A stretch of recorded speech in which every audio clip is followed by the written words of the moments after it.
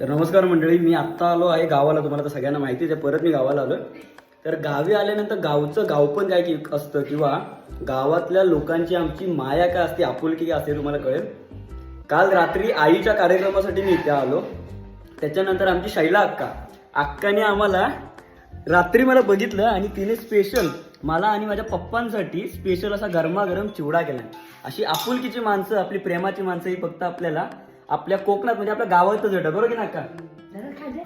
तर हे गरम गरम असा चिवडा दिलेला आहे माझ्या अक्का, म्हणजे हे. आणि ही अक्का म्हणजे माझी आत्ते आहे. लहानपणापासून जिने जे प्रेम केलं, लहानपणापासून काय आपले सुकडी खाऊन खाऊन आम्ही जे मोठं झालो ते ह्या आत्यामुळे झाले. ही माझी शैला अक्का, तिने आता गरमागरम असा चिवडा बनवलाय, तो मी आता आस्वाद घेतोय. चिवडा खाऊ आणि जाऊया. आत्या थँक्यू.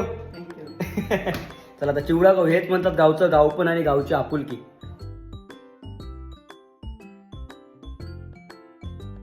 एक नंबर. मी तर खाल्ला चिवडा. आता घरी दादा, वहिनी आणि आई आणि पप्पा, म्हणजेच आत्यांचे बंधू राहिले आमचे पप्पा आमचे. तर पप्पांसाठी आत्याने गरमागरम असा चिवडा दिला. तर गरम गरम खाऊया आणि त्याचा आस्वाद घेऊया. चला पप्पा, हे बघा शैला अक्कान गरमागरम असा चिवडा दिला.